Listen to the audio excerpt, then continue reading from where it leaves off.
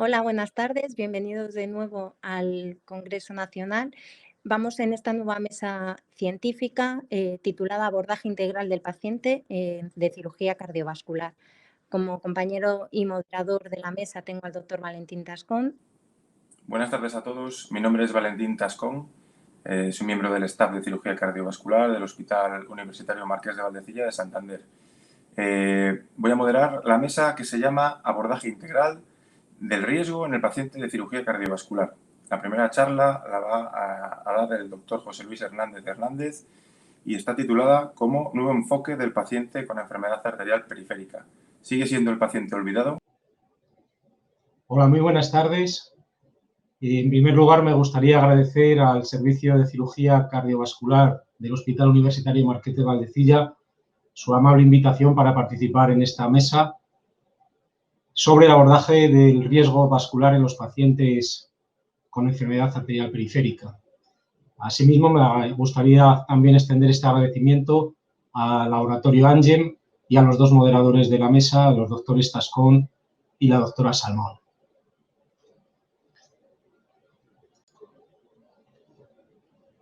Comenzaré mi presentación, que lleva por título Nuevo enfoque del paciente con enfermedad arterial periférica, y quizás un epígrafe sugestivo, ¿no? Es decir, sigue siendo realmente el paciente olvidado, este paciente con enfermedad arterial periférica. Vamos un poco a repasar brevemente cuál es el estado de este tipo de pacientes y de su riesgo vascular en el momento actual. El paciente con enfermedad arterial periférica es un paciente que solemos ver en los hospitales con cierta frecuencia, pero bastante restringido a las áreas de cirugía cardiovascular. Sin embargo, no podemos permitir que sea un paciente olvidado, puesto que la prevalencia de enfermedad arterial periférica, aunque sintomática, está en el orden del 4,5 al 8,5%. Sin embargo, la mayor parte de estos pacientes tienen una enfermedad silente, que llega a ser hasta el 25% de prevalencia, y manifestada a través de una claudicación intermitente en torno a un 29%. Pero además, aunque mayoritariamente, como digo, suele ser una enfermedad sintomática, su prevalencia suele ser muy alta en pacientes que tienen otros factores de riesgo cardiovascular, como la diabetes o la hipertensión. Y como pueden ver en la diapositiva, 1 de cada 3 pacientes diabéticos e hipertensos llega a tener una enfermedad arterial periférica, lo cual es una constelación de hallazgos que ya nos abre una primera puerta para tener una aptitud intervencionista desde el punto de vista de del manejo de los pacientes con enfermedad arterial periférica y de sus factores de riesgo cardiovascular. Los factores de riesgo de enfermedad arterial periférica son factores modificables y no modificables. Los factores no modificables característicos incluyen la edad y el sexo y, evidentemente, la raza. La raza negra tiene una mayor prevalencia de enfermedad arterial periférica y, por lo tanto, es uno de los factores de riesgo no modificable junto, como digo, con la edad y el sexo. Pero el tabaco es el factor de riesgo junto con la diabetes modificable más importante en los pacientes con enfermedad arterial periférica. Por lo tanto, uno de los primeros factores sobre los que debemos actuar para el control de esta enfermedad. Otros factores de riesgo incluyen también la enfermedad renal, la hiperhomocistinemia y factores de riesgo clásicos como la dislipemia y la hipertensión arterial, que además tienen la particularidad, como saben, sobre todo en pacientes de una cierta edad, de tener una tendencia a agruparse en un mismo paciente, lo que puede hacer que el riesgo se pueda multiplicar incluso hasta 6 veces en aquellos individuos que tienen 2 o 3 factores de riesgo mayores. La guía de 2017 de la AJA ya nos habla también de individuos de riesgo de enfermedad arterial periférica. Establece una serie de categorías que son conocidas por los médicos que tratamos este tipo de pacientes, en especial los cirujanos vasculares, y son aquellos individuos mayores de 65 años, en la franja de edad entre 50 y 64, aquellos que tienen algún factor de riesgo cardiovascular mayor, como puede ser la diabetes, el tabaquismo, la hipertensión o la dislipemia, o aquellos también que tienen antecedentes familiares de enfermedad arterial periférica. En los individuos más jóvenes, por debajo de los 50 años, aquellos con diabetes y además un factor de riesgo cardiovascular adicional, también tienen un riesgo especial de tener una enfermedad arterial periférica. Claramente, aquellos pacientes con enfermedad arteriosclerosa en varios territorios vasculares, además de las arterias de las piernas, como pueden ser la carótida, las arterias renales, las coronarias, las arterias mesentéricas o el propio aneurisma de aorta abdominal, también tienen un riesgo aumentado de enfermedad arterial periférica. Si nos fijamos en datos recientes sobre riesgo estimado a 10 años de pacientes en tratamiento con estatinas, tanto de moderada como de alta intensidad, pueden ver en la flecha señaladas unas categorías de riesgo en las que se incluye la enfermedad arterial periférica. Estas categorías son la enfermedad cardiovascular clínica junto con la diabetes mellitus, con o sin enfermedad renal crónica, la enfermedad cardiovascular clínica en la que se incluye la patología arterial periférica en aquellos individuos que tienen de base una insuficiencia renal crónica,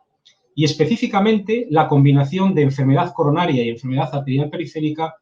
que confiere un riesgo, como ven, a 10 años que puede llegar a estar entre el 40 y el 55% de presentar una complicación cardiovascular en los próximos 10 años. Estas categorías de riesgo también han sido evidenciadas recientemente por la Asociación de Lípidos Americana, que nos habla de 3 categorías de riesgo alto, muy alto y riesgo extremadamente alto, en la que, como pueden ver en rojo, están señaladas aquellas en las que hay una participación de la enfermedad arterial periférica. Así, categorías de riesgo alto, la enfermedad arterial periférica en un solo lecho vascular; categorías de riesgo muy alto, aquellas enfermedades cardiovasculares en mayores de 65 años, en la que se incluiría la enfermedad arterial periférica; y la categoría de riesgo extremadamente alto, algo interesante desde el punto de vista del control, especialmente lipídico,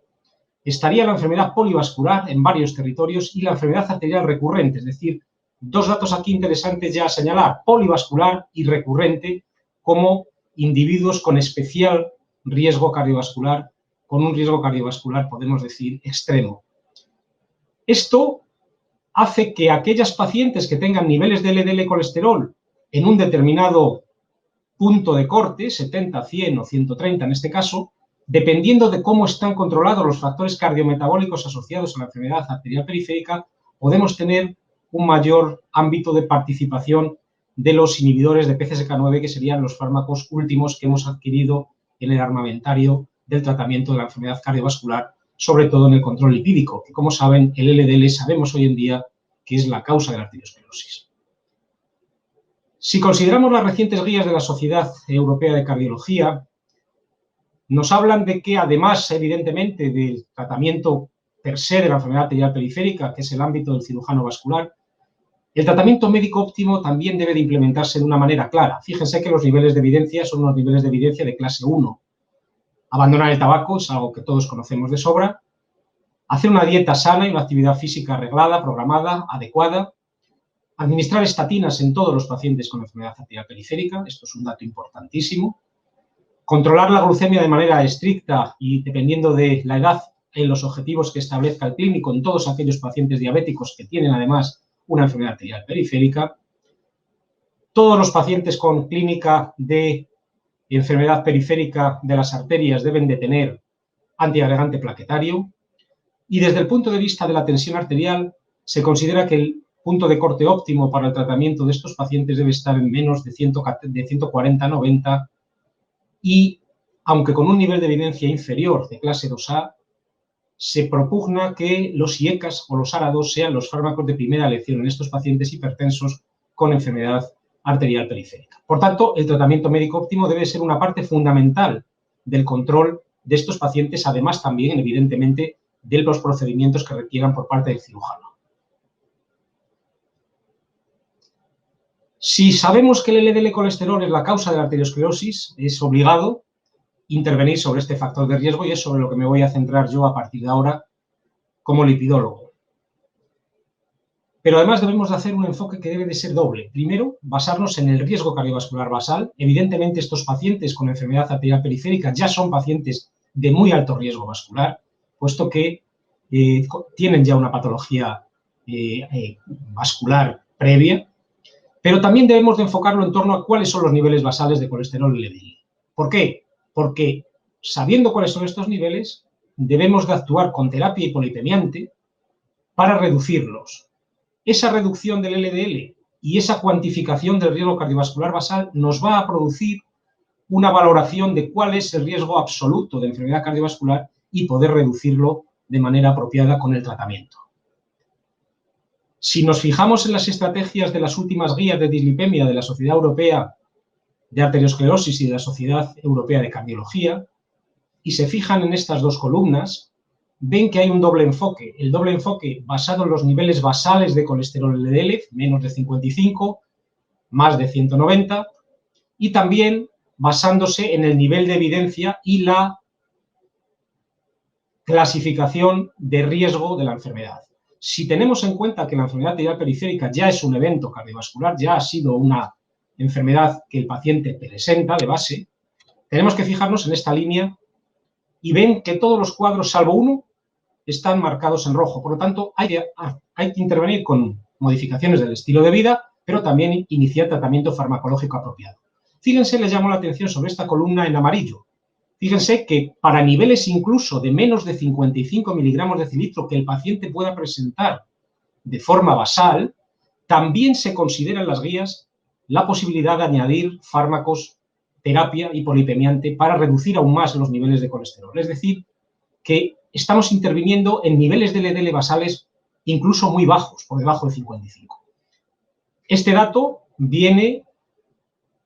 a basarse en estos niveles, estos puntos de corte que la guía de 2019 establece para la prevención secundaria en pacientes de muy alto riesgo en los que se engloba el individuo con enfermedad arterial periférica. Fíjense que se establece un nivel de 55, menor de 55, para el colesterol LDL, o reducciones de LDL mayores o iguales del 50% y ese punto de corte de menos de 55, con un nivel de evidencia de clase 1A, para esos pacientes de muy alto riesgo. Esto es importante. Si un paciente tiene un nivel basal de 100, habría que reducirle el 50%, es decir, llegar a 50, pero si tiene un nivel de 140, habría que reducirle el 50%, pero como 70 no es menos de 55, debemos de intensificar el tratamiento para conseguir los dos objetivos, no solo uno. Además, con un nivel de evidencia clase 2B, es decir, basado en recomendaciones de menor potencia, ya se intuye un dato, ya se sugiere aquí un dato muy interesante, y es que además, en algunos pacientes concretos, no debemos de quedarnos solo en el objetivo de 55, sino debemos de ir a un objetivo de menos de 40. ¿Qué pacientes serían estos? Aquellos pacientes que tienen una enfermedad cardiovascular, en este caso una enfermedad arterial periférica sería también uno de estos eventos, y un evento cardiovascular en los 2 años siguientes al primero, y además no necesariamente del mismo tipo ni en el mismo territorio. En aquellos individuos que ya los tenemos con dosis máximas toleradas de estatina y de terapia hipolipemiante, sería también pacientes que si no tienen ese nivel por debajo de 40, podríamos intentar o podríamos considerar en este caso un tratamiento más agresivo para bajar a niveles por debajo de esa cifra. Es decir, nos vamos a la premisa de LDL cuanto más bajo mejor, como se viene diciendo ya desde hace mucho tiempo en el campo de la dislipemia. Bien, ¿y qué esquema seguimos? ¿Cómo podemos hacer esta implementación del tratamiento? Siempre iniciaremos estatinas de alta potencia a la máxima dosis tolerada que el paciente requiera. Cuando no hemos llegado a objetivos con este primer escalón, debemos de optimizar la estatina, llegando a esa máxima dosis tolerada que les estoy diciendo. Si eso tampoco lleva al paciente al objetivo lipídico, en este caso menos de 55, debemos de añadir ezetimibe. Y si eso tampoco alcanza el objetivo lipídico, sería donde entraría ya a formar parte el fármaco inhibidor de PCSK9, que sería obligado para conseguir ese objetivo de prevención secundaria, que como ven, todas estas estrategias de tratamiento tienen unos niveles de evidencia de clase 1, clase 1A la mayor parte de ellos. Estos datos son muy recientes, por eso se cambiaron las guías de 2016 y se actualizaron en 2019 por los estudios pivotales de los inhibidores de PCSK9, tanto el estudio Fourier como el Odyssey Outcomes, que nos vinieron a dar un nivel de evidencia 1A para el uso de estos fármacos para optimizar el tratamiento hipolipemiante en prevención secundaria. Bien, los inhibidores de PCSK9 claramente tienen que tener un objetivo óptimo en el sentido de que son fármacos caros que deben de tener una intensificación del tratamiento muy adecuada basándose en datos claros de coste-efectividad. Por tanto, debemos ser exigentes, y esto ya se hizo desde la Sociedad Española de Arteriosclerosis, este documento de consenso vino a establecer que aproximadamente un 4% de reducción del riesgo absoluto, que ven aquí en la línea de puntos, nos daría un número necesario de pacientes a tratar en torno a 25, que serían aquellos pacientes que si se les da tratamiento con un inhibidor de PCSK9 se puede prevenir un evento vascular en los próximos 5 años. Este nivel, este NNT de 25, como se fijan en la flecha, claramente es un nivel alcanzado por aquellos pacientes que tienen una enfermedad arterial periférica como única manifestación. Como ven, es el dato más alto de toda la gráfica y nos indica que realmente estos pacientes no pueden ser los grandes olvidados. Tienen que ser pacientes sobre los que tenemos que actuar de una manera clara. Estos niveles de evidencia salen fundamentalmente del estudio Fourier. Es un estudio que incluye pacientes específicamente con enfermedad arterial periférica. Si se dan cuenta, en las flechas está marcado aquellos subgrupos de pacientes en las que la reducción real del riesgo absoluto de eventos cardiovasculares mayores y el NNT necesario para conseguir esa reducción a 5 años, en verde tienen las categorías, como ven, con un NNT por debajo de 25 y son las categorías en las que el documento de consenso aconseja o recomienda claramente la iniciación de tratamiento con inhibidores de PCSK9 cuando el tratamiento que se ha puesto no ha llegado a conseguir niveles óptimos de LDL colesterol de acuerdo con las recomendaciones de las guías. Si se fijan, la enfermedad arterial periférica sintomática aislada, con una reducción de riesgo absoluto del 5,8% a 5 años, obtiene un NNT de 17 y la enfermedad arterial periférica asociada a otra localización de enfermedad cardiovascular, como la cardiopatía isquémica o el ictus, llega a reducciones del riesgo absolutas a 5 años del 8%, lo que implican NNTs de 13, tanto para LDLs estimados mayores de 100 como para mayores de 130. Por tanto, ¿qué nos dice esta diapositiva? Nos dice que aquellos pacientes con enfermedad arterial periférica sintomática aislada o aquellos combinados con enfermedad en otro territorio se benefician claramente de una reducción de riesgo absoluto con la adición de inhibidores de PCSK9 en el caso de que no se hayan alcanzado los objetivos lipídicos. Desde el punto de vista práctico, pienso que podríamos hacernos dos preguntas en este punto. Esas dos preguntas serían: ¿puede existir una mayor reducción del riesgo cardiovascular si se reduce más el colesterol LDL? ¿Descender el colesterol LDL más reduce también el riesgo de complicaciones vasculares en las extremidades en estos pacientes, los llamados MALE, isquemia arterial aguda, amputaciones mayores o revascularizaciones urgentes?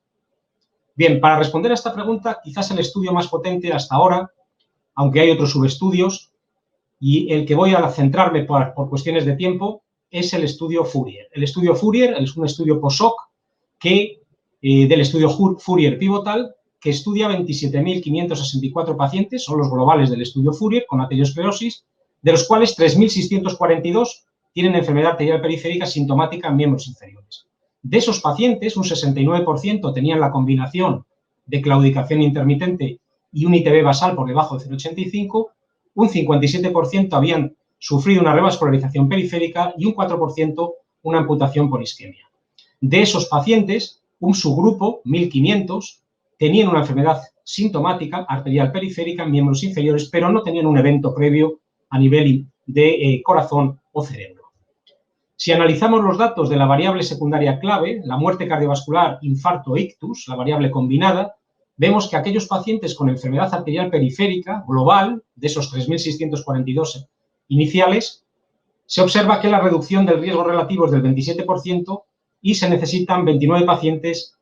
a tratar para evitar un evento, 29 pacientes a tratar en 2 años y medio. Es decir, una reducción significativa del riesgo del endpoint combinado. Si profundizamos en el análisis en aquellos pacientes con enfermedad arterial periférica sintomática, pero sin infarto previo ni ictus, esos 1.500 pacientes, vemos que la reducción del riesgo absoluto es del 4,8% y el NNT es más bajo, es del 21%. Por lo tanto, es una población claramente subsidiaria de una optimización del tratamiento con inhibidores de PCSK9, puesto que redunda en una clara actitud beneficiosa en este control del riesgo. Si vemos a aquellos pacientes y combinamos los MACE, lo que hemos visto anteriormente, muerte cardiovascular, infarto, ictus, y los MALE, es decir, los eventos de complicaciones en extremidades, observamos también que el riesgo la reducción del riesgo absoluta es del 6%, lo que nos da una NT de 16, por lo tanto también son el endpoint combinado de MACE y MALE, claramente son muy significativos e interesantes desde el punto de vista del control de estos pacientes utilizando, en este caso, evolocumab como inhibidor de PCSK9. Y finalmente, si solamente nos centramos en aquellos eventos de complicación de las extremidades inferiores, como hemos visto anteriormente, también hay una reducción del riesgo relativo de 57%, con una reducción más modesta del riesgo absoluto, pero también significativa, que nos da idea de que evolocumab en esos pacientes con enfermedad arterial periférica sin infarto ni ictus previo también nos van a producir beneficios en el tratamiento de estos pacientes con respecto a la incidencia de complicaciones de la propia enfermedad. Y para terminar, me gustaría contestar a la pregunta que antes dijimos en el título, es decir, ¿realmente estos son los pacientes olvidados? Pienso que este estudio que se acaba de presentar en el Congreso de la Sociedad Europea de Cardiología online en agosto, septiembre, hace un mes, y que nos viene a decir, a describir cuál es la terapia hipolipemiante y cuál es el grado de cumplimiento de los objetivos lipídicos de los pacientes con enfermedad arterial periférica según las guías de 2016 y 2019, el estudio Da Vinci, que enroló a 5.888 pacientes, 2.794 con enfermedad cardiovascular, de los cuales 1.036 tenían enfermedad arterial periférica, un 31% de mujeres con una media de edad de 69 años y con una pléyade representativa de factores de riesgo vascular que podemos extrapolar a la población general de enfermedad arterial periférica que vemos en nuestros centros, 78% hipertensos, 77% fumadores, cerca del 50% diabéticos y además con participación de otros territorios, muy característico de esta enfermedad, tanto coronarios como cerebrales en un porcentaje importante de pacientes. Es un estudio en el que participaron 18 países europeos, se llevó a cabo entre junio y noviembre de 2018 y se analizaron los tratamientos hipolipemiantes de los últimos 12 meses y se vio cuál era el LDL más reciente, los últimos 14 meses, y si ese LDL alcanzaba los objetivos lipídicos de acuerdo con las guías. El manejo de la dislipemia en el estudio Da Vinci se puede reflejar en esta diapositiva, en el que ven que los pacientes mayoritariamente se están tratados con estatinas de alta, moderada o baja intensidad. Ya llama la atención una primera cuestión, y es que las estatinas de alta intensidad recomendadas por las guías en estos pacientes no son la mayoría, un 36%, pero llama mucho la atención que muy pocos pacientes están tomando combinaciones con ezetimibe de estatina, y muy pocos pacientes, también es un estudio de 2018, cuando empezaban a ponerse los inhibidores de PCSK9, aunque ya llevaban un tiempo en los estudios y en el mercado, pues observa que es muy, muy bajo el porcentaje de individuos que están con terapia hipolipemiante de alta intensidad, es decir, estatina con inhibidor de PCSK9 o estatina con ezetimibe inhibidor de PCSK9. Si nos vamos a esta otra gráfica, los datos pienso que son demoledores. Esta gráfica nos viene a decir qué objetivo lipídico y qué porcentaje de pacientes lo cumplen. En rojo tienen ustedes el porcentaje de pacientes que cumplen el objetivo de menos de 70 de las guías de 2016 y en azul el porcentaje de pacientes que cumplen los objetivos del LDL colesterol marcados en las guías de 2019, es decir, menores de 55. Como pueden observar de manera global, solo un 40% llegan a ese objetivo de menos de 70, pero lo que es más importante y relevante es que no llega ni al 20% siquiera el número de pacientes que están optimizados desde el punto de vista del control del LDL colesterol de acuerdo con las guías de 2019. Esto nos da que pensar mucho y nos tiene que hacer reflexionar mucho sobre esta enfermedad. Además, fíjense, como datos relevantes, que la combinación de ezetimibe con estatinas se dio en muy pocos pacientes, pero cuando se daba el objetivo de menos de 70 se cumplía en un 63% de los casos, pero no llegaba al 30%, un 27% en pacientes que seguían las recomendaciones de las guías de 2019. Muy pocos pacientes también, 13 pacientes solamente, tenían inhibidor de PCSK9 dentro de su armamentario terapéutico para el control de la dislipemia. Estos pacientes, sin embargo, como pueden ver, llegaban a cumplir el objetivo tanto de la guía de 2017 como de la de 2019 en un 62% de los casos. Y finalmente, para terminar, los factores que influyen en la aparición de enfermedad arterial periférica son factores de riesgo múltiples, con efecto acumulativo y que requieren, por tanto, un abordaje global. La optimización de estos factores de riesgo se traduce en un mejor pronóstico en estos pacientes. El cumplimiento de los objetivos lipídicos en los pacientes con enfermedad arterial periférica claramente hemos visto que es subóptima. El estudio Da Vinci nos ha dado una bofetada en este sentido. Y la adición del inhibidor de PCSK9 al tratamiento hipolipemiante optimizado implica una mejoría en la morbimortalidad, nos lo han demostrado los estudios pivotales con estos inhibidores, especialmente el estudio Fourier, y también en las complicaciones propias de la enfermedad arterial periférica. Finalmente, y como dato propio, me gustaría resaltar que debemos de alguna manera fomentar la colaboración multidisciplinar en el manejo del riesgo cardiovascular de estos pacientes con enfermedad arterial periférica y tener una colaboración estrecha entre los cirujanos vasculares y otros especialistas que tratan el riesgo cardiovascular para tener una relación multidisciplinar en el manejo de estos pacientes. Muchísimas gracias. Gracias por la invitación. Muchas gracias, José Luis Hernández. Un placer, como siempre, escucharle y aprender de sus charlas. El siguiente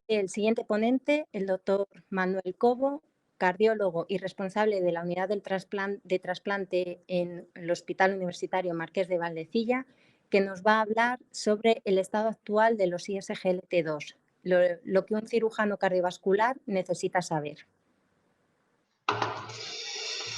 Hola, buenas tardes a todos. Mi nombre es Manuel Cobo Belaustegui y soy cardiólogo clínico en el Hospital Universitario Marqués de Valdecilla, dedicando pues,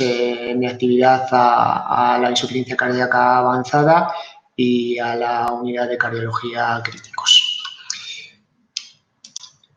En primer lugar, agradecer a la organización su invitación a participar en esta mesa de riesgo cardiovascular. Y bueno, a mí me ha tocado hablar de un nuevo grupo farmacológico que se está poniendo pues, muy de moda en los últimos tiempos, como son los ISGLT2. Puede parecer un poco raro un cardiólogo hablando de pastillas que inicialmente estaban pensadas para la diabetes, pero bueno, la cardiología es una de las especialidades donde más diabéticos se ven junto con primaria y con endocrino y por lo tanto pues el área cardiovascular es un punto muy afectado por todas las complicaciones derivadas de la diabetes. Para muestra pues tenemos el registro Eurospire en el que pues es un registro europeo con más de 8.000 pacientes. Todos ellos habían padecido un síndrome coronario agudo y eran seguidos a la consulta de cardiología y podemos ver claramente pues, como prácticamente un 66% de los pacientes que seguimos en la consulta de cardiología tienen algún tipo de trastorno del metabolismo hidrocarbonato, ¿vale? Desde diabetes ya diagnosticada a cualquier tipo de forma de prediabetes. De todo eso es bien sabido y no hace falta repetirlo, pues la enorme importancia que tiene en el ámbito cardiovascular la diabetes mellitus, no solamente porque nuestros pacientes diabéticos se mueren fundamentalmente de afectación cardiovascular, sino también pues porque los pacientes diabéticos pues son los pacientes que más entran en programas de diálisis por deterioro de la función renal, por no hablar pues de los accidentes cerebrovasculares y del riesgo de amputaciones que implica la diabetes para estos pacientes. Lo que quizás no estemos tan concienciados es de que estos pacientes con diabetes mellitus tienen mucho riesgo de desarrollar una insuficiencia cardíaca, hasta tal punto de que bueno, es una patología muy frecuente, que tenemos muy olvidada y que ensombrece mucho el pronóstico de nuestros pacientes. Podríamos decir que un paciente con diabetes que entra en nuestra consulta con disnea, pues es un paciente que tiene insuficiencia cardíaca mientras no se demuestre lo contrario. Y esto además es una complicación que se produce de manera muy precoz en la evolución de los pacientes diabéticos. En distintas poblaciones a nivel mundial pues se ha visto que la combinación de insuficiencia cardíaca y deterioro de función renal, de un síndrome cardiorrenal, es una complicación que se produce de una manera muy precoz y de una manera mucho más frecuente que otras complicaciones macrovasculares derivadas de la diabetes, como pueda ser pues el ictus o el infarto agudo de miocardio o la enfermedad arterial periférica, lo cual da una idea de la importancia de estas complicaciones y el por qué estamos aquí hablando. El problema hasta ahora es que hasta hace relativamente poco tiempo adolecíamos de una falta de tratamientos médicos que modificasen la historia natural de nuestro paciente. Teníamos antidiabéticos potentes que habían demostrado su seguridad cardiovascular, pero que no habían conseguido demostrar un beneficio cardiovascular en la evolución de estos pacientes. Es más, teníamos grupos farmacológicos que incluso no conseguían demostrar seguridad cardiovascular y donde, pues como en el grupo de las glitazonas y de las sulfonilureas, pues el número de hipoglucemias y el número de eventos cardiovasculares aumentaban, por lo cual estaban contraindicados en nuestros pacientes. La única, digamos, tratamiento farmacológico que podía haber demostrado cierto beneficio es la metformina, pero aún así era un beneficio discreto. ¿Qué es lo que ha pasado desde el 2015 para acá? Han irrumpido en el tratamiento médico de los pacientes dos nuevos grupos farmacológicos que no solamente han demostrado una seguridad cardiovascular clara, sino que además han demostrado dar al paciente un beneficio cardiovascular que hasta ahora no conseguíamos con otro tipo de tratamientos. Estos fármacos son los ISGLT2, de los que vamos a hablar hoy en la charla, fármacos que son fundamentalmente, o inicialmente se pensaba que eran fundamentalmente glucosúricos porque eliminaban glucosa por la orina, pero que luego hemos visto a lo largo de los ensayos clínicos y de estos últimos años que sus efectos van mucho más allá de esa glucosuria. Y el otro grupo farmacológico del que no hablaremos en esta charla son los análogos del GLP-1 que también han demostrado un beneficio cardiovascular disminuyendo los endpoints fuertes de eventos cardiovasculares en estos pacientes. Bien, los ISGLT2 es un grupo farmacológico que está compuesto por diversas moléculas. Las que más están testadas y las que más se utilizan en la práctica clínica habitual son las que ven en la diapositiva. Tenemos la empagliflozina, que tiene dos presentaciones, la presentación de 10 miligramos, la presentación de 25 miligramos,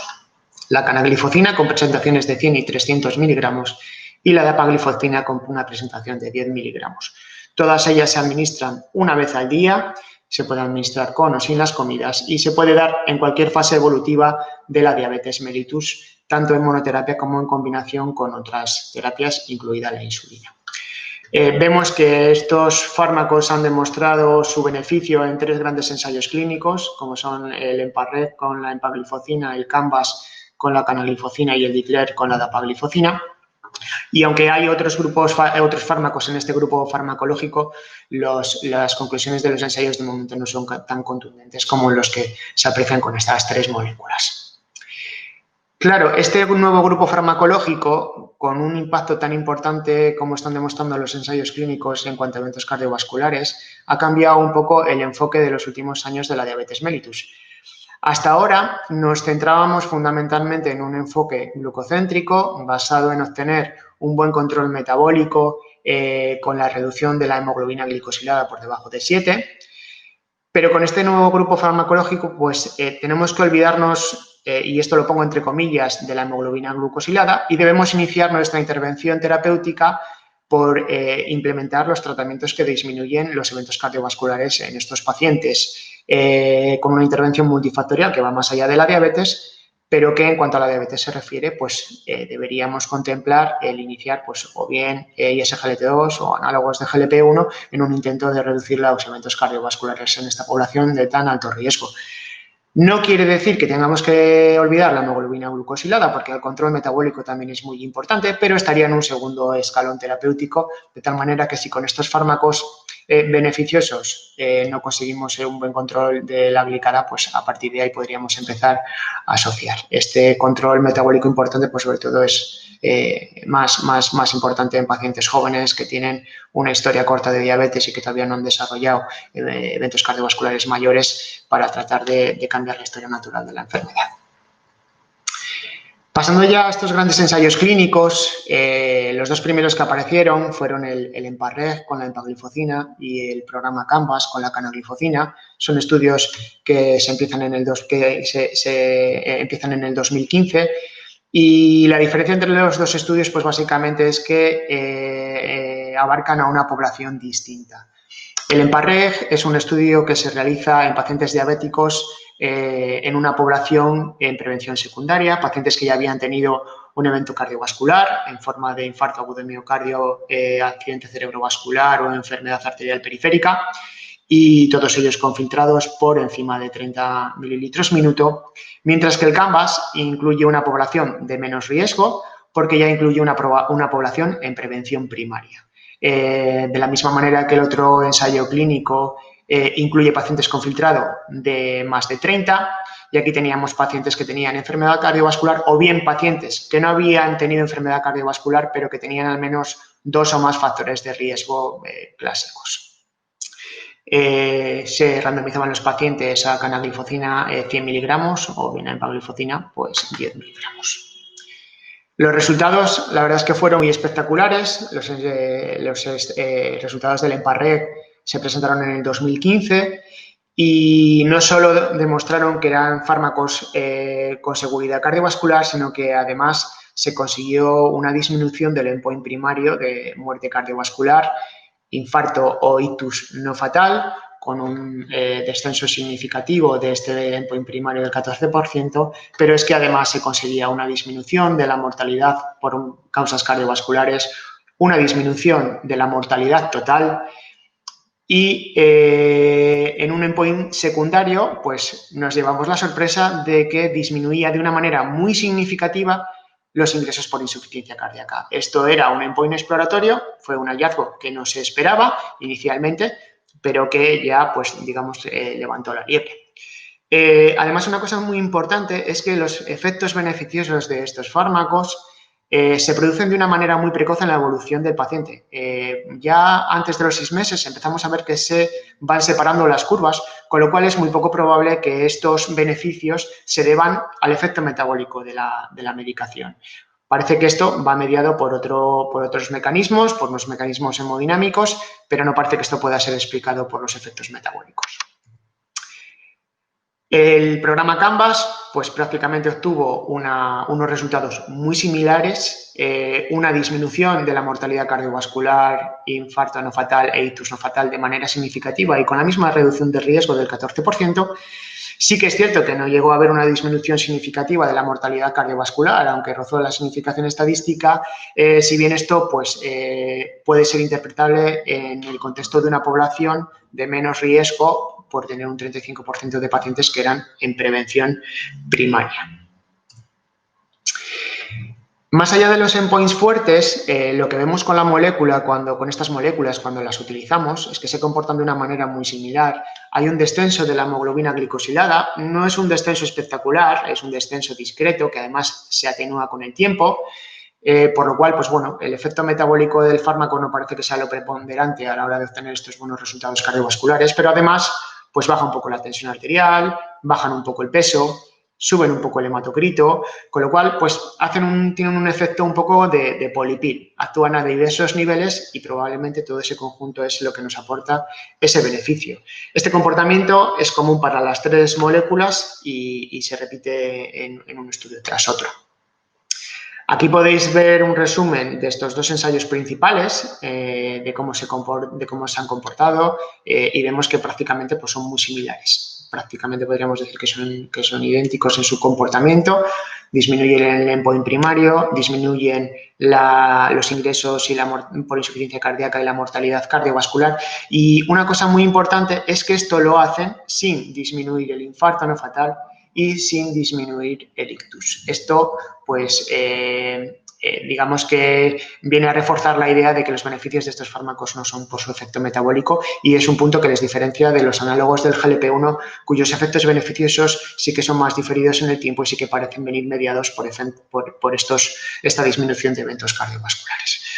Otro punto muy importante de esta tabla es que se empezó a ver que tenían un perfil muy bueno en cuanto a la protección renal. Se veía claramente que los fármacos disminuían la albuminuria en este tipo de pacientes diabéticos con alto riesgo de deterioro de la función renal y disminuían los endpoints secundarios renales en cuanto a protección de la función renal. Y esto dio pie a otros estudios con posterioridad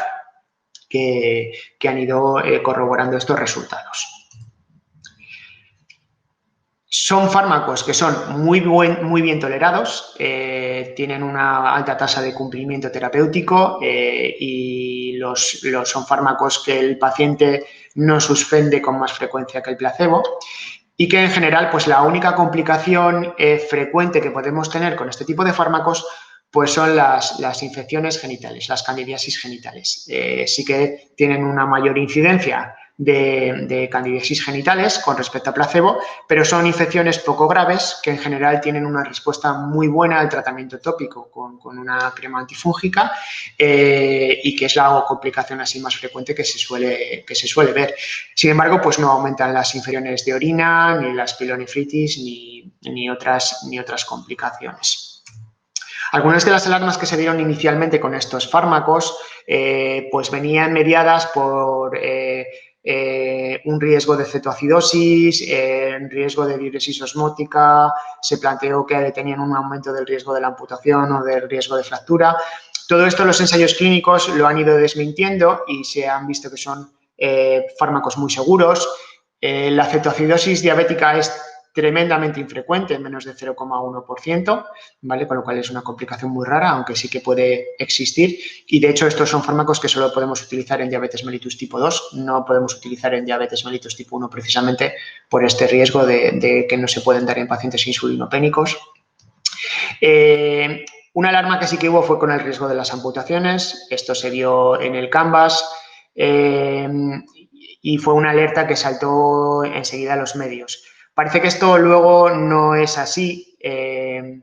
el Canvas, digamos que inicialmente el fármaco se daba asociado a diuréticos y esto es un punto importante porque tenemos que tener muy en cuenta si el paciente toma diuréticos o no. Estos fármacos glucosúricos aumentan la diuresis y la combinación con un diurético pues puede favorecer una diuresis osmótica,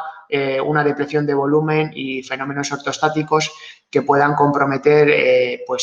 la circulación o la perfusión de una extremidad inferior y que finalmente pues esa hipotensión asociada al diurético pues lleve a esta isquemia crítica que pueda llevar a una amputación. Del mismo modo también hubo una sospecha de que aumentaban las fracturas,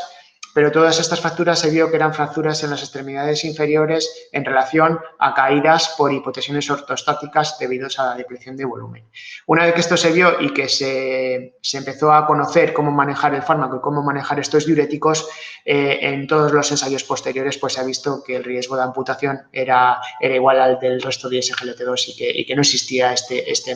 mayor riesgo de isquemia crítica de los miembros inferiores. Esto lo hemos visto ya luego en estudios en vida real.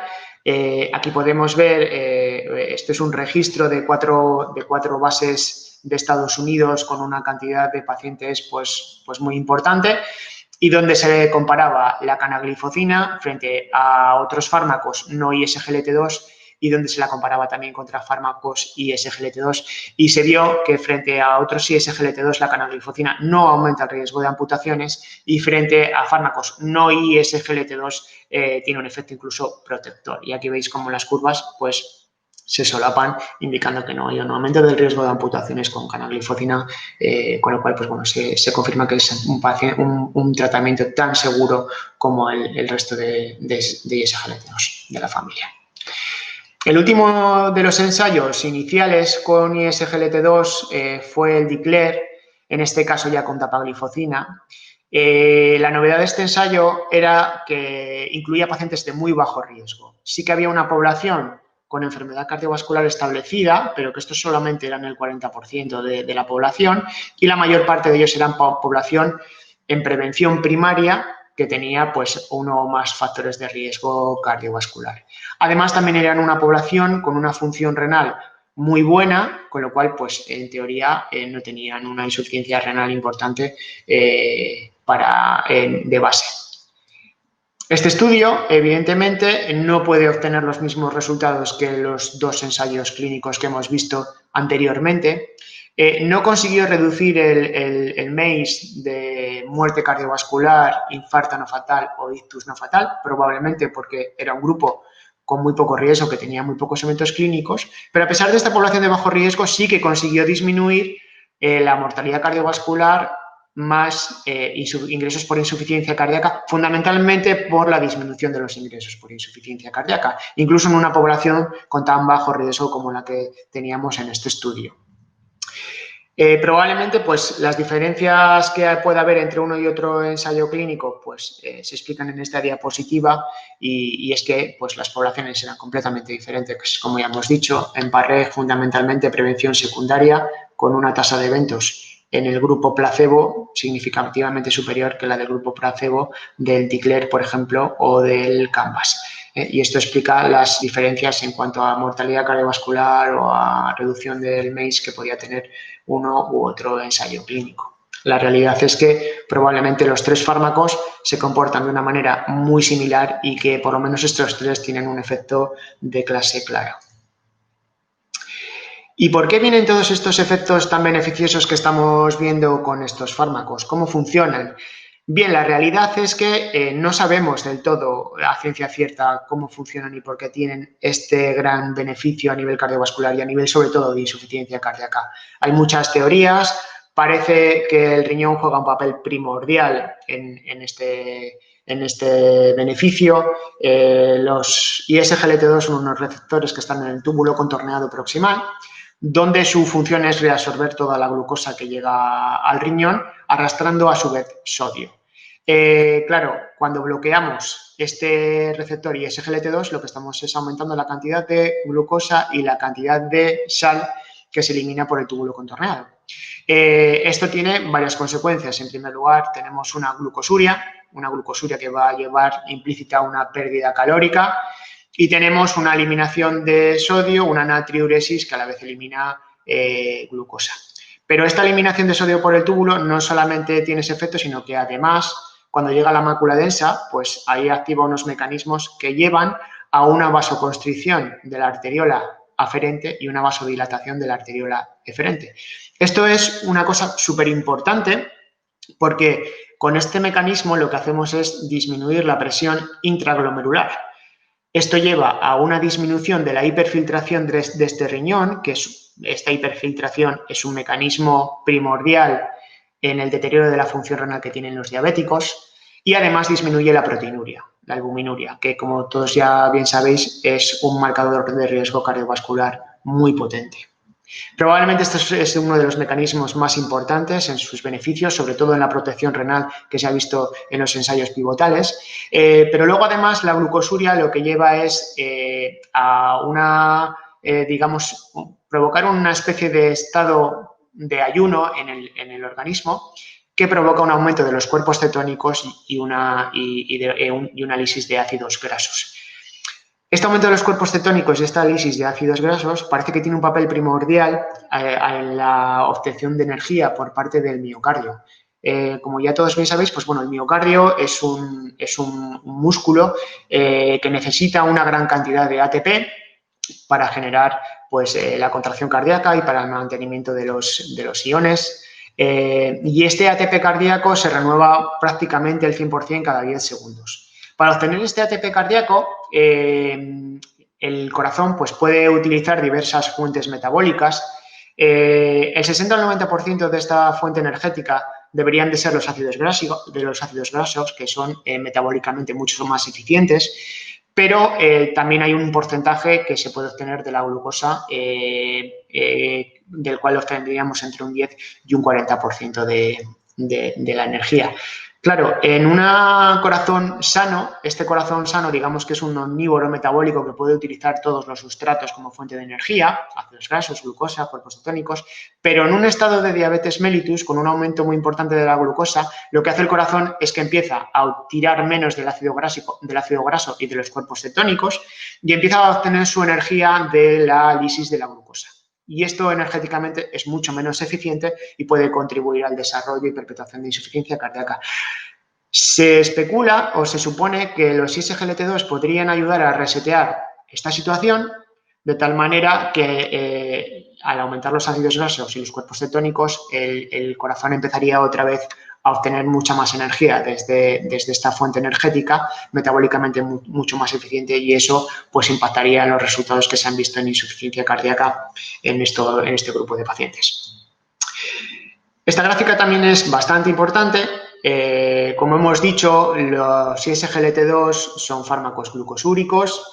que además producen natriuresis, una disminución del volumen, pero esta disminución del volumen asociada a los ISGLT2 se debe fundamentalmente a costa de disminuir el líquido intersticial. Los ISGLT2, en principio, disminuyen poco el líquido intravascular. Por eso, no debería de suponer un riesgo a la hora de desarrollar pues, isquemia crítica en relación a episodios de hipotensión de las extremidades inferiores. El problema es cuando los combinamos con los diuréticos del ASA, porque los diuréticos de ASA o los diuréticos tiacídicos sí que disminuyen el volumen intravascular, y ahí la asociación de ambos sí que podría llevar a una disminución de este volumen intravascular y a una isquemia crítica de extremidades inferiores que ya puedan tener lesiones de base.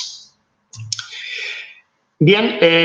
después de estos 3 ensayos pivotales ha habido novedades en el último año, novedades importantes. Ya vimos que los ensayos pivotales ya demostraban o hacían intuir que eran fármacos que tenían un efecto nefroprotector renal, pero no había ningún ensayo clínico específicamente dirigido a valorar endpoints renales. En este sentido, se publicó el año pasado el Canvas, en el cual pues, estudiaba la canaglifosina, 100 miligramos cada 24 horas en pacientes que tenían filtrados entre 30 y 90, pero que ya tenían proteinuria establecida y debían ya estar tratados con inhibidores del eje del sistema renina-angiotensina-aldosterona. Y este es el primer ensayo clínico en el cual hay un endpoint renal claro que estaba compuesto por enfermedad renal terminal, definida esta como un filtrado de menos de 15, entrar en diálisis, trasplante renal, duplicamento de la creatinina, muerte por enfermedad renal o muerte cardiovascular. Y como os digo, pues este fue un ensayo muy importante porque fue el primero en el cual pudimos valorar un endpoint renal como tal.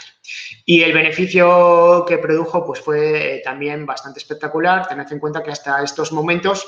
pues había muy pocos fármacos que modificasen la historia natural del paciente diabético con insuficiencia renal y prácticamente solo teníamos los IECAS y los ARA2. Y aquí con este ensayo clínico pues ya se vio que la canaglifosina pues producía una disminución significativa de este endpoint renal con una reducción del riesgo relativo del 30%. Y esto lo producía independientemente del filtrado. Lo producía con filtrados más bajos, con filtrados medios, con filtrados mejores, y además también lo producía independientemente de tener una albuminuria por debajo de 1000 o por encima de 1000. Y además esto lo hacía sin perder su efecto sobre la mortalidad cardiovascular o la hospitalización por insuficiencia cardíaca. O sea que en este grupo de pacientes seguía persistiendo ese beneficio cardiovascular, además de ese beneficio en insuficiencia renal. A nivel analítico, lo que sí que se ve siempre en este tipo de pacientes es que cuando empezamos con el ISGLT2, aquí podéis ver en azul que el filtrado cae con respecto al placebo. Realmente el filtrado no cambia. Lo que ocurre es que el ISGLT2 nos hace ver cuál es el filtrado renal real de nuestro paciente. Al dar el ISGLT2 disminuimos, como hemos dicho antes, la hiperfiltración, con lo cual dejamos al riñón en su estado basal, y lo bueno que tiene es que a partir de ahí el deterioro de la función renal progresa mucho más lentamente que en el grupo placebo, que tiene un deterioro progresivo y paulatino de la insuficiencia renal. Con lo cual, pues bueno, este efecto que vimos en el ensayo Credence se ha visto también replicado en el resto de ensayos pivotales y siempre se comportan de la misma manera. Aquí más arriba a la derecha pues podéis ver cómo los pacientes tratados con canaglifosina tenían una disminución muy significativa de la albuminuria que persistía en el tiempo y que, como ya hemos dicho, pues es un marcador de enfermedad cardiovascular muy potente. En este ensayo, pues también se pudo corroborar una vez más, con más de 4.000 pacientes, pues que no había un aumento del riesgo por amputaciones, como ya habíamos dicho en los estudios en vida real con la canaglifosina. Bien, si con esto no era poco, digamos que la evidencia científica dio un paso más hacia adelante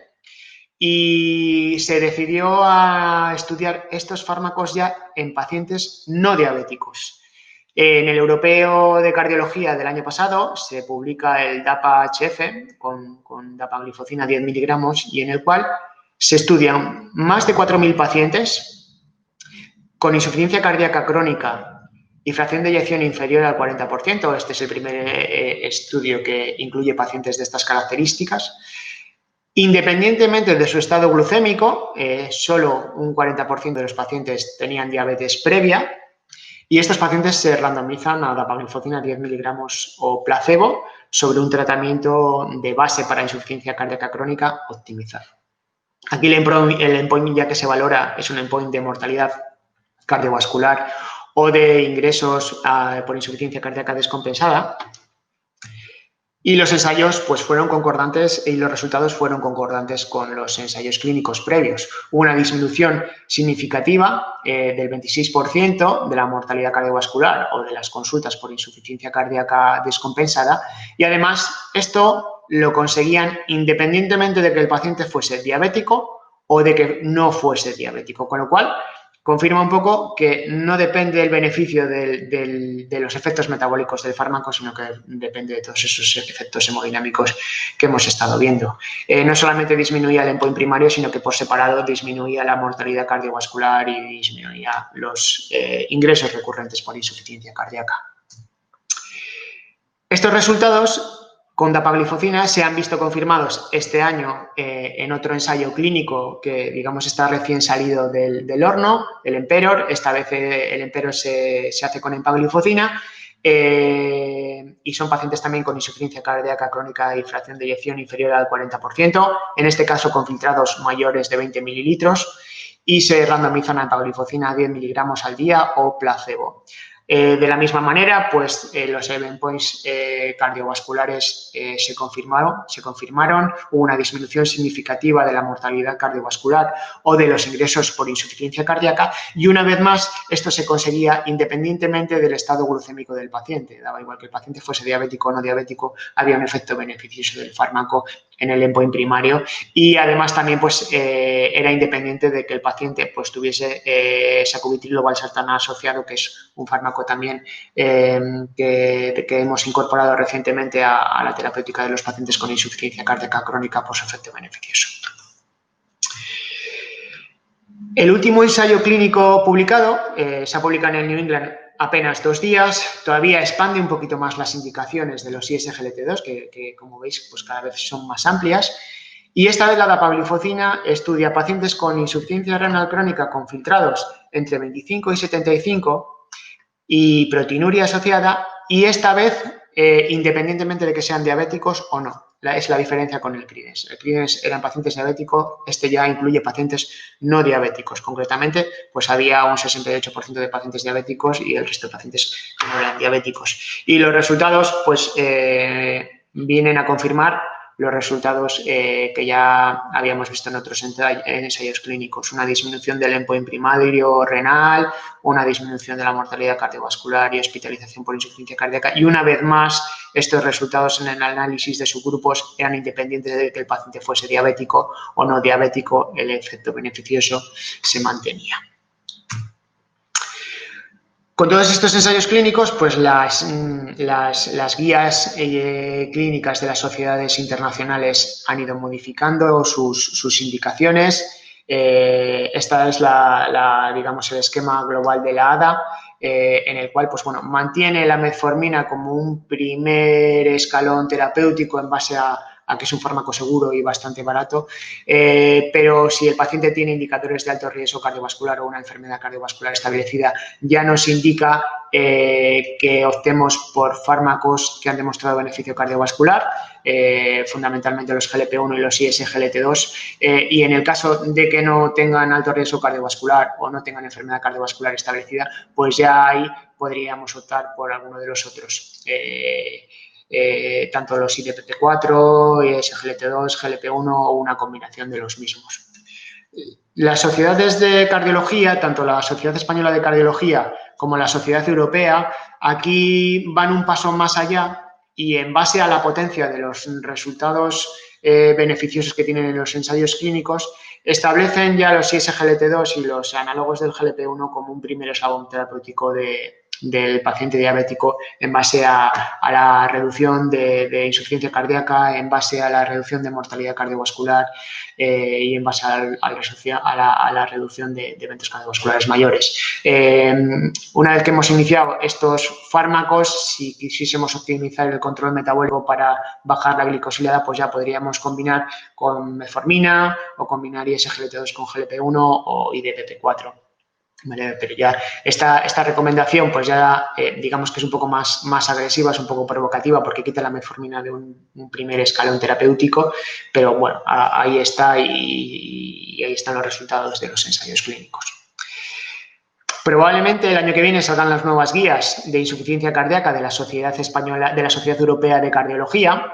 Y claro, tendrán que incorporar los resultados que hemos visto, tanto del DAPA-HF como del EMPEROR, y muy probablemente los tiros vayan por algún algoritmo terapéutico similar al que vemos en la diapositiva, en el cual, pues al tratamiento habitual que ya está establecido para pacientes con insuficiencia cardíaca, como son los betabloqueantes, el sacubitril o valsartán y los antagonistas del receptor mineralocorticoide, pues vayan también a incorporarse con una indicación tipo 1 y un nivel de evidencia A, ya que tienen el respaldo de muchos ensayos clínicos, pues incorporen los ISGLT2 por el gran efecto beneficioso que tienen no solo a nivel de insuficiencia cardíaca, sino también a nivel de protección renal. Bien, para concluir, la última diapositiva. Tenemos unos fármacos que inicialmente aparecieron en el escenario clínico como pacientes para antidiabéticos y seguros desde el punto de vista cardiovascular, que nos habían demostrado en los ensayos pivotales pues una reducción de la mortalidad cardiovascular y de los eventos cardiovasculares mayores en prevención secundaria, pero que además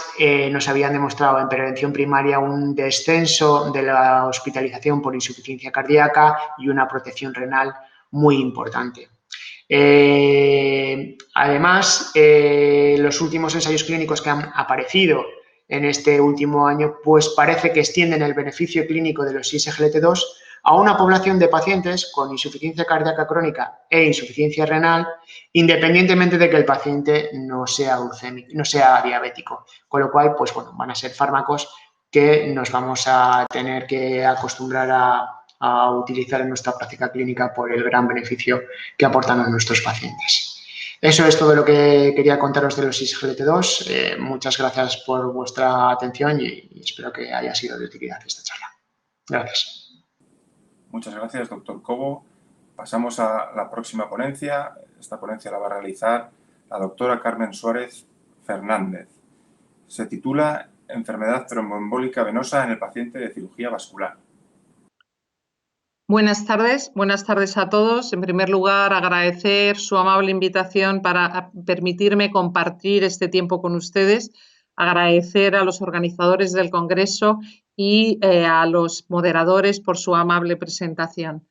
Sin más dilación, voy a pasar a desarrollar mi presentación, que como tienen en pantalla es la enfermedad tromboembólica venosa en el paciente de cirugía cardiovascular.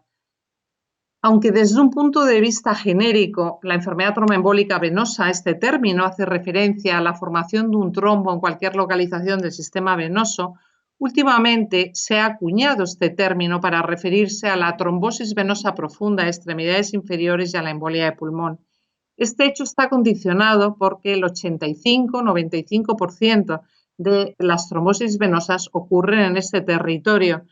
Pero no hay que olvidar el 5-10% restante, 10-15%, y sobre todo que pueden afectar a otros territorios. Y fíjense, por ejemplo, lo cada vez más frecuente, trombosis venosas profundas en extremidades superiores en relación con el uso de catéteres. Esta patología, la enfermedad tromboembólica venosa, es bien conocida desde hace años y su fisiopatología, como les es perfectamente conocido, se describió por Virchow con su triada completamente vigente, en el que los tres componentes, éstasis sanguíneo, daño endotelial e hipercoagulabilidad, son los factores subyacentes que condicionan la formación del trombo. Si me permiten hacer unas pinceladas desde el punto de vista epidemiológico, quiero resaltar la importancia de esta entidad, que es una causa frecuente de mortalidad. Fíjense ustedes que tras el infarto agudo de miocardio y el ictus constituye la tercera causa de muerte de los pacientes hospitalizados. En las autopsias llega a encontrarse hasta en el 25% de los pacientes a los que se hace una necro. Y resaltar cómo la trombosis venosa profunda, que es su manifestación más frecuente, se asocia de forma íntima con el embolismo pulmonar al soltarse el trombo. De tal forma que si se busca explícitamente, un 40% de las trombosis venosas tendrán una embolia de pulmón asintomática, en el 30% de los casos sintomática y en un 10% fatal.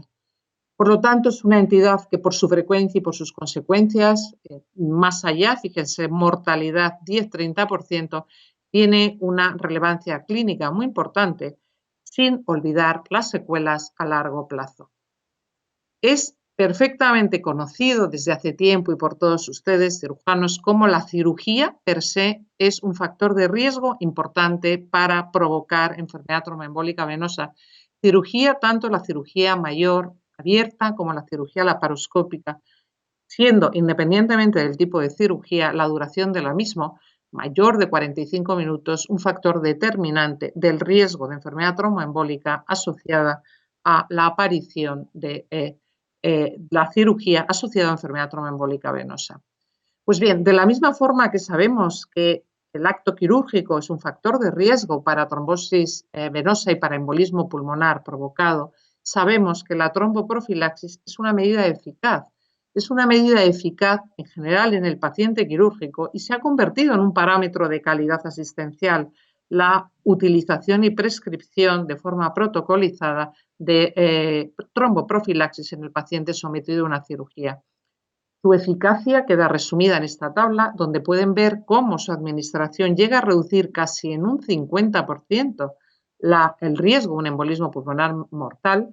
o, de forma general, en un 70% la enfermedad tromboembólica no mortal, eso sí, con un riesgo incrementado de sangrado, multiplicándolo por 2, que nos obliga siempre a hacer un balance riesgo-beneficio, pero que de forma promediada claramente merece la pena. Si bien no todas las estrategias de tromboprofilaxis son igualmente eficaces, en el caso de la compresión neumática intermitente, estrategia muy utilizada en determinados pacientes quirúrgicos por su que comporten o que presenten un alto riesgo de sangrado, su utilización es capaz de reducir en un 52% la trombosis venosa profunda proximal sintomática. En casi un 70% la combinación de trombosis venosa proximal y distal sintomática con un precio adicional que es incremento de complicaciones cutáneas, lesiones ampollosas, necróticas, ulceraciones, que llega a multiplicarse por 4 respecto a la no utilización de esta estrategia. Por otro lado, es decir, la heparina de bajo peso molecular es una medida, hoy es el tratamiento estándar para la mayoría de los pacientes quirúrgicos, salvo con alto riesgo quirúrgico, con alto riesgo hemorrágico, y mostrarles cómo de alguna forma al comparar con respecto a la heparina de bajo peso molecular, está claro que no es tan eficaz, su riesgo se duplica de enfermedad tromboembólica, pero reduce de forma significativa el riesgo de sangrado. Y la última estrategia con la que cuentan los pacientes quirúrgicos es la combinación de las dos medidas, compresión neumática intermitente y heparina de bajo peso molecular, con unos resultados muy favorables y que, como pueden ver, se aplicará fundamentalmente a los pacientes que tengan alto riesgo trombótico y al mismo tiempo también pueden tener alto riesgo hemorrágico. Pero si estos son comentarios generales, la situación de la tromboprofilaxis en el caso de la cirugía en general, ¿qué sabemos de la enfermedad tromboembólica venosa en la cirugía cardíaca? Comentarles que la información es muy limitada y que de forma general y muchas veces por consenso y con estudios no de buena calidad de forma completa, se considera que son pacientes que pueden tener un riesgo medio de enfermedad tromboembólica y alto riesgo de sangrado. Ese sería el perfil en ambos factores que determina el riesgo-beneficio de las medidas que vayamos a tomar. Pues como les comento, la cirugía cardíaca se considera una situación de riesgo medio para enfermedad tromboembólica y alto riesgo de sangrado. Realmente la información es limitada porque ni siquiera conocemos bien exactamente la incidencia de esta patología. Hay series antiguas en las que revisan el reingreso o el diagnóstico de enfermedad tromboembólica venosa en los 91 días, en los 3 meses siguientes fundamentalmente o en el mes siguiente tras la cirugía, y como ven puede cifrarse entre cifras que van entre un 0,8%, un 1,1%, cambiando según las cirugías. En esta serie retrospectiva muy amplia de más de 2 millones de pacientes del American College de los cirujanos,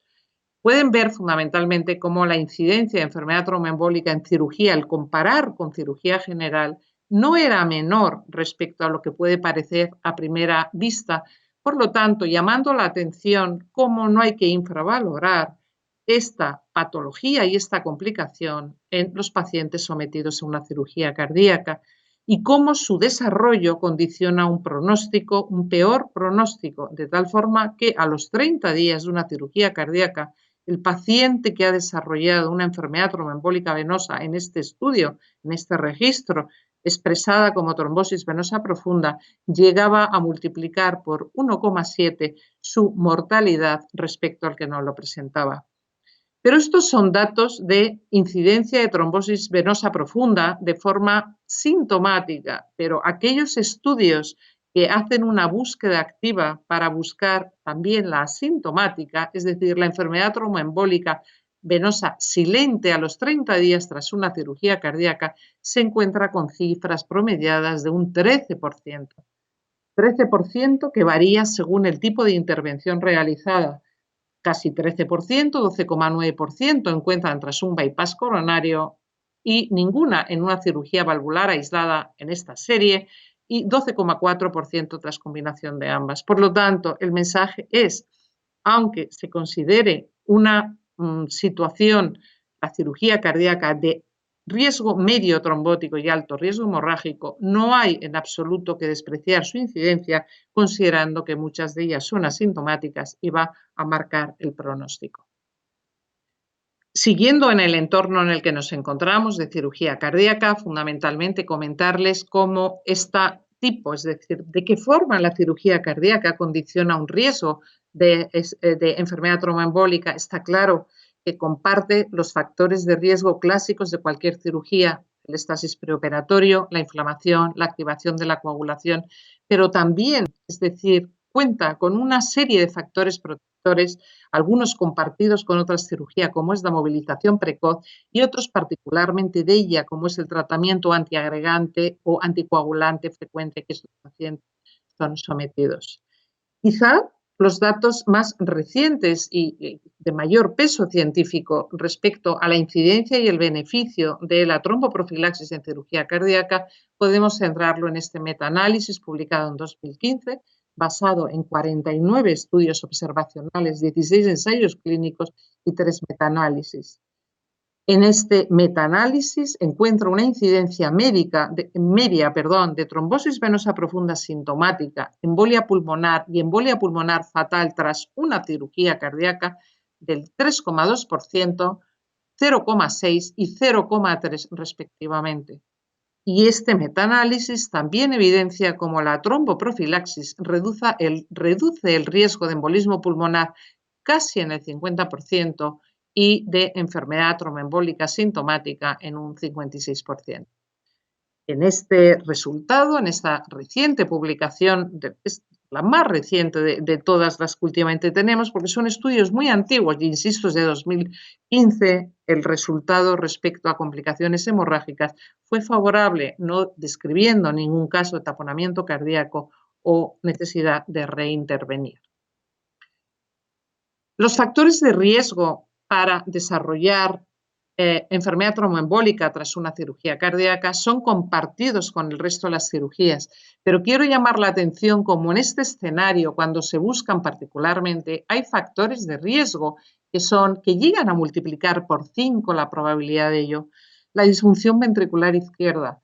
la utilización de catéteres, la utilización de ventilación mecánica, la prolongación del tiempo de inmovilización prolongado, son factores que se asocian a un riesgo incrementado. En este estudio, como pueden ver, existen 4 factores que incrementan de forma importante el riesgo de enfermedad tromboembólica tras cirugía cardíaca. El primero de ellos es la edad avanzada, en segundo lugar, las transfusiones sanguíneas, la ventilación mecánica prolongada más de 24 horas y la necesidad de reintubación posoperatoria. La asociación entre transfusión sanguínea de hemoderivados y enfermedad tromboembólica es una asociación curiosa y muy bien documentada. Existe una relación dosis dependiente en cuanto a la transfusión del número de derivados, de unidades de derivados sanguíneos transfundidos y la incidencia de trombosis venosa profunda en cirugía cardíaca. Y este riesgo dosis dependiente, insisto, se ve incrementado si hay coadministración de plasma fresco o crío precipitado. Volviendo, por lo tanto, al metaanálisis, el mensaje con el que quiero que se queden, es decir, aquí está valorado trombosis venosa profunda asintomática, sintomática y global, es que la tromboprofilaxis en el paciente que va a ser sometido a cirugía cardiovascular es una estrategia coste efectiva, eficiente, que llega a reducir casi a la mitad el riesgo del mismo. ¿Cómo se posicionan las guías de práctica clínica y qué recomendaciones hacen respecto al uso de tromboprofilaxis en este tipo de cirugía? En esta diapositiva les muestro las 3 guías fundamentales que quizá tienen más peso, que son el ACCP, el cual constituye la guía de referencia a nivel internacional para el manejo de la prevención y tratamiento de enfermedad tromboembólica, las guías NICE y las guías, fundamentalmente, las guías europeas para evitar profilaxis de enfermedad tromboembólica perioperatoria en pacientes con cirugía cardiovascular y cirugía torácica. El ACCP, de forma general, les diré que la recomendación fundamental es que todo paciente que vaya a ser sometido a una cirugía cardiovascular debería recibir tromboprofilaxis mecánica, idealmente con compresión neumática intermitente. Ahora bien, si el paciente presenta factores de riesgo adicionales para enfermedad tromboembólica, como puede ser fundamentalmente una hospitalización prolongada tras la cirugía, si coexisten otros factores, como he comentado, de los que previamente hemos hablado, o en el caso de las guías de los cirujanos, comentan torácicos y cardiovasculares, si existe más de uno de los siguientes factores de riesgo: edad mayor de 70, transfusión de más de 4 unidades de plasma fresco crioprecipitados o hematíes, ventilación mecánica de más de 24 horas o complicaciones posoperatorias u otros factores adicionales, en este caso se aconseja que en el momento en que la hemostasia lo permita y esté establecida, se añada a la compresión neumática intermitente la profilaxis farmacológica. Aquí les recojo literalmente, no por extenderme, las recomendaciones que el ACCP hace en este sentido y fundamentalmente, como pueden ver, pues sugieren la profilaxis mecánica, preferiblemente con compresión neumática intermitente, sobre la no profilaxis con un grado de recomendación 2C, pero comentan que para aquellos pacientes con estancias prolongadas y que no tienen riesgo, no tienen complicaciones hemorrágicas posquirúrgicas, sugieren la adición de profilaxis farmacológica. Fundamentalmente, ellos recomiendan heparina no fraccionado, heparina bajo peso molecular, insisto, que hoy la heparina bajo peso molecular se ha convertido en la estrategia fundamental. Las recomendaciones fundamentalmente de las guías europeas de prevención de enfermedad tromboembólica en cirugía torácica y cardiovascular de alguna forma van en el mismo sentido. En ausencia de factores de riesgo, la profilaxis indicada es profilaxis mecánica con presión neumática intermitente. Si se añade, si junto a ello existe alguno de los factores de riesgo que previamente hemos mencionado, aconsejan añadir a la compresión neumática intermitente heparina de bajo peso molecular. Pacientes sometidos a otras sustituciones no valvulares o aquellos con fibrilación auricular que per se tienen indicación de una anticoagulación no profiláctica, sino terapéutica, por supuesto, la deben recibir, y comentar fundamentalmente cómo, a diferencia de la cirugía cardíaca, la cirugía vascular periférica se considera una situación de bajo riesgo de sangrado y de riesgo embólico. Más recomendaciones que se hacen en esta guía, fundamentalmente, es considerar la cirugía reparadora del aneurisma, particularmente con el uso con abordaje abierto, un mayor riesgo, lógicamente, que otro tipo de cirugía cardíaca. La importancia, como hemos comentado ya y repetido, de añadir heparina bajo peso molecular en situaciones en que existen otros factores. Llamar la atención que aunque la aspirina tiene un cierto grado de capacidad de prevenir enfermedad tromboembólica, per se no es una medida suficiente a implementar como única medida en ningún paciente. Comentar que esta heparina de bajo peso molecular, por su mayor comodidad, por no tener que ajustarlo en función de parámetro analítico y por no menor incidencia de la trombopenia inducida por heparina, el tratamiento de elección, y que, ojo a los pacientes con insuficiencia renal, con filtrados glomerulares menor a 30, porque en estos casos tendremos que utilizar heparina no fraccionada ajustada, ajustando dosis en función de los resultados del laboratorio. Este es un estudio reciente, el último profiláctico, antes de dar unas pinceladas del tratamiento que quiero comentar con ustedes. Es una publicación reciente en la que evalúa riesgo-beneficio de utilizar heparina de bajo peso molecular de forma temprana como tromboprofilaxis siguiendo cirugía cardíaca mínimamente invasiva. Y los autores en esta situación y en este contexto no encuentran que reduzca significativamente el riesgo de enfermedad tromboembólica, incrementando, sin embargo, el riesgo de hemorragia. Pues bien, por lo tanto, y cerrado el capítulo de la prevención de enfermedad tromboembólica, quiero dar unas pinceladas sobre el tratamiento.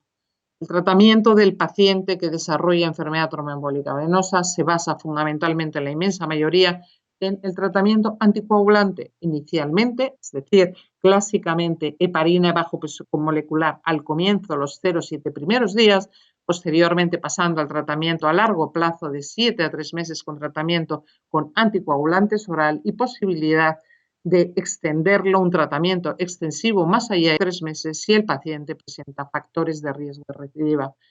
Existen otras modalidades como es la trombolisis, el filtro de Cava y la trombectomía, que quedan muy limitados, un escaso número de pacientes en situaciones y escenarios muy específicos.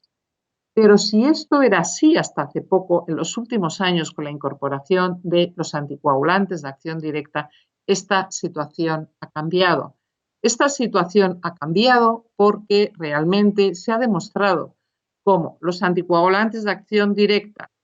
apixaban, rivaroxaban, tarigatran y edoxaban, son fármacos que en el contexto de enfermedad tromboembólica venosa, que les muestro un metaanálisis, tienen una eficacia igual o similar al tratamiento convencional, véase heparina bajo peso molecular seguido de anticoagulantes orales, con un perfil de seguridad mayor, particularmente en lo que hace referencia a la hemorragia mayor y a la hemorragia intracerebral, que es el motivo fundamental de ello. Estos fármacos pueden administrarse desde el comienzo del diagnóstico, y tienen una serie de ventajas que hoy los sitúan como fármacos de elección. Y he comentado cómo su eficacia es igual o superior al del tratamiento clásico, es igual de seguro tratamiento, salvo por hemorragia, que sangran menos, son una opción simple y segura, tienen una rápida presentación, no requiriendo solapamiento con la heparina, una vida media corta que permite, que es muy útil en caso de sobredosificación, no tenemos que monitorizarlos y ajustarlos a parámetros de coagulación y sus interacciones son escasas. Hay una serie de situaciones donde no deben ser utilizados como fármacos de elección. La insuficiencia renal severa, filtrados glomerulares menor a 30, síndrome antifosfolípido primario, embarazadas, lactancia, por supuesto en las prótesis mecánicas donde los antivitamina K siguen siendo fármacos de primera indicación y la inestabilidad hemodinámica donde la heparina no fraccionada hasta que se consiga su estabilización sería elección. Les comentaba, y estoy acabando, que existen otras modalidades terapéuticas que quedan muy limitadas a situaciones especiales. La fibrinólisis sistémica no se recomienda de forma estándar y generalizada para los pacientes, solamente en aquellas situaciones de repercusión hemodinámica importante, hipotensión, acompañado sujetos que además no tengan un alto riesgo hemorrágico. Es la única situación y con una recomendación 2B según las guías. De la misma forma, podemos decir que el filtro de vena cava solamente estaría indicado cuando tenemos una contraindicación para la anticoagulación, ya bien por un sangrado activo reciente, por una trombocitopenia severa, una cirugía mayor reciente o que el paciente ha sufrido un accidente cerebrovascular. Hay situaciones que pueden aconsejarlo con un nivel de evidencia inferior, como por ejemplo, fundamentalmente puede ser el fracaso del tratamiento anticoagulante. La colocación de un filtro profiláctico preventivo de forma rutinaria no estaría indicado. Por lo tanto, me gustaría concluir diciendo que su cirugía, la cirugía cardíaca, es un factor de riesgo moderado, enfermedad tromboembólica y alto riesgo hemorrágico,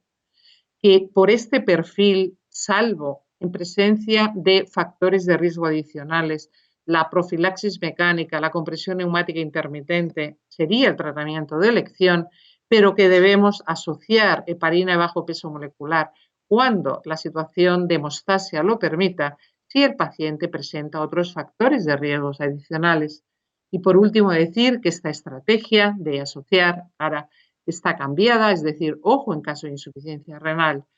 Por último, si no estamos ya hablando de prevención, ya hablamos de tratamiento, hoy los anticoagulantes de acción directa, salvo en situación de específica como es prótesis mecánica o inestabilidad hemodinámica o filtrado glomerular menor a 30, son fármacos que se consideran de elección para tratamiento de la trombosis venosa profunda. Y eso es todo lo que les quería comentar. Muchas gracias por su atención. Muchas gracias, doctora Suárez. Bueno, después de las 3 ponencias excelentes a cargo de nuestros compañeros, abrimos el turno de preguntas, tanto para los oyentes como yo tengo 3 preguntas para el doctor Hernández. A ver que podáis hacer todas las preguntas a través del chat, que al finalizar el congreso se contestarán todas a través de la web. Mis preguntas para el doctor José Luis Hernández son 3, son sencillas, voy muy rápido. La primera es, me gustaría saber cómo está organizado la atención al paciente con enfermedad arterial periférica en su hospital, tanto a nivel clínico, hospitalización, como a nivel ambulatorio, con la unidad de lípidos. Nosotros contamos con una unidad de riesgo cardiovascular, unidad de lípidos y riesgo vascular en el Hospital Universitario Marqués de Valdecilla, en la que la verdad es que tenemos la suerte de contar con la colaboración de los cirujanos cardiovasculares que desde un primer momento se han mostrado pues, muy proclives a entender que el paciente con enfermedad arterial periférica tiene que tener un control de los factores de riesgo cardiovascular, en especial de la dislipemia, muy óptimo. De esta colaboración ha sido fruto un poco de la inquietud de las dos partes, de los dos servicios, del servicio de medicina interna con la unidad de riesgo vascular y lípidos y del servicio cardiovascular, como digo, el que se haya iniciado un trabajo que yo creo que es muy interesante, que además lleva a cabo de una manera muy implicada la doctora Salmón, y es que tenemos un internista, que es la propia doctora Salmón, que pasa en la planta de cirugía cardiovascular una visita conjunta, un pase de visita conjunto con los cirujanos vasculares durante la mañana, y ella está integrada, digamos, en el equipo de cardiovascular, de tal manera que optimiza los factores de riesgo vascular de los pacientes con enfermedad arterial periférica, fundamentalmente, y además de optimizarlos, también hace un tratamiento para llegar al cumplimiento de los objetivos de todos esos factores de riesgo que hemos comentado en la presentación. Por lo tanto, en ese aspecto tenemos una primera parte que es un internista en planta de hospitalización de cirugía vascular, cirugía cardiovascular, y tenemos también una colaboración estrecha desde las consultas externas. En el ámbito de consultas, tanto los profesionales de cirugía cardiovascular directamente nos envían pacientes a la consulta de la unidad de lípidos y riesgo vascular, pacientes específicamente o especialmente complejos en los que hay que tomar decisiones, sobre todo implementar tratamientos complejos, sobre todo a nivel de dislipemia, muchas veces inhibidores de PCSK9, muchas veces terapias combinadas, controles integrales de factores de riesgo cardiovascular, y además también tenemos la suerte de tener uno de los cirujanos vasculares cardiovasculares, en este caso el doctor Tascón, que también es uno de los moderadores de la mesa, que tiene también un especial interés en esta patología, especialmente la dislipemia, y que también con él mantenemos pues, un contacto muy estrecho en la prescripción de los inhibidores de PCSK9, que también él puede indicar, y compartimos muchos pacientes en este caso si se requiere nuestra colaboración. Por lo tanto, yo creo que en ese aspecto tenemos una relación magnífica y yo creo que debemos de mantenerla en este caso, ¿no? De una manera cada vez mejor. La segunda es, en Europa sabemos que los pacientes siguen una terapia hipolipemiante, pero me gustaría saber si llegan a alcanzar los objetivos según las últimas guías. Yo creo que la he respondido en gran parte con los datos que he presentado del estudio Da Vinci. Yo creo que el estudio Da Vinci es un estudio muy reciente, un estudio presentado, como dije, en el Congreso hace un mes, de la Sociedad Europea de Cardiología, y un estudio que, ya he dicho en la presentación, me parece que es demoledor. Es decir, está claro que el tratamiento que se pone a estos pacientes no es siempre el tratamiento indicado, no se optimiza probablemente desde un principio como deberíamos hacerlo de acuerdo con las recomendaciones de las guías, por tanto el control es subóptimo, basándonos en estos datos que son los datos que tenemos más recientes, datos muy reveladores sobre los que podemos decir, como he dicho antes, que el cumplimiento de los objetivos lipídicos de las guías de 2019 del control del LDL colesterol por debajo de esas cifras de 55 miligramos por decilitro no lo alcanzan ni el 20% de los pacientes. Esto nos debe hacer claramente reflexionar sobre cómo manejamos estos pacientes e implementar la colaboración entre la unidad o el servicio de cardiovascular y cirugías vasculares y los servicios o unidades de control de riesgo cardiovascular, en los que pueden estar implicados múltiples especialidades, cardiólogos, nefrólogos, internistas, unidades propias de lípidos y riesgo vascular como la que tenemos nosotros, etcétera. Por tanto, yo creo que la presentación del título de ese gran olvidado, el estudio de Da Vinci, nos lo pone claramente encima de la mesa de que es el gran olvidado y no lo podemos olvidar de ninguna de las maneras y debemos de insistir en el control de estos factores de riesgo vascular. Y la última, me gustaría saber cuál es su experiencia con los inhibidores de la PCSK9. Sí, nosotros tenemos una experiencia amplia ya en el uso de inhibidores de PCSK9.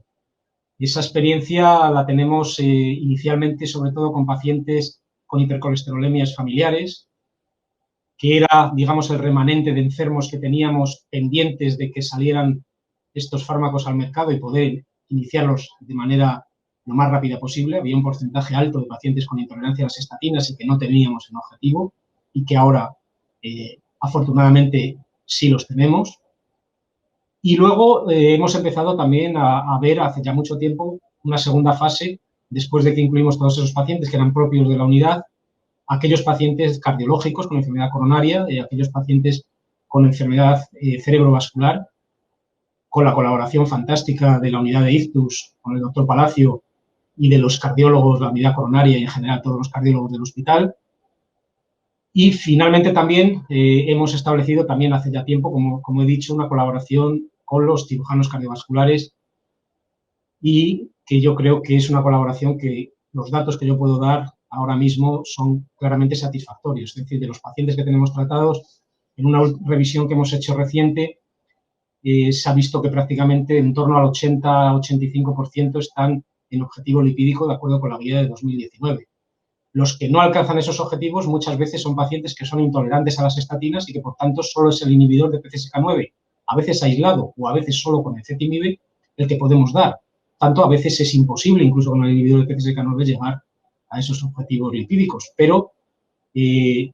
grado de cumplimiento de objetivos, claramente, si implementamos esta estrategia que nos dice la guía, en nuestra experiencia es muy alto. Bueno, muchas gracias por la pregunta. Efectivamente, la heparina bajo peso molecular se ha convertido hoy en el tratamiento de elección para la tromboprofilaxis quirúrgica y médica por su comodidad, pero tiene la limitación de que cuando el filtrado glomerular es menor a 30 mililitros minuto, requiere ajustarse. Por lo tanto, es una de las pocas situaciones donde hay que pedir una prueba de laboratorio y ver los niveles de antidieza. En ese contexto, la alternativa es la heparina no fraccionada, pero yo creo que son incluso grados de insuficiencia renal más severas y cuando realmente se opta por esta alternativa. Por lo tanto, heparina bajo peso molecular de elección, si la utilizamos en presencia de insuficiencia renal con aclaramientos menor a 30 mililitros minuto, es importante monitorizar sus niveles, cuantificando los niveles de antidieza. Con respecto a la segunda pregunta, efectivamente, los anticoagulantes de acción directa han supuesto una revolución para el tratamiento de la enfermedad tromboembólica y de la fibrilación auricular, como saben todos ustedes. En el caso de la enfermedad tromboembólica, tienen además la ventaja de que desde la fase inicial pueden utilizarse. Sí es cierto que no es aplicable a los 4 anticoagulantes de acción directa. 2 de ellos, dabigatran y edoxaban, sí que requieren unos 7 primeros días, 5 o 7 días con heparina bajo peso molecular, pasando posteriormente al anticoagulante de acción directa. Pero el mensaje es que no hay que esperar al alta hospitalaria para prescribir estos anticoagulantes y que, insisto, salvo en el caso de estos dos, si un paciente desarrolla enfermedad tromboembólica venosa en el posoperatorio de una cirugía cardiovascular y está hemodinámicamente estable, puede ser y sería perfectamente un tratamiento de elección. Muchas gracias y espero que hayan disfrutado de esta magnífica mesa.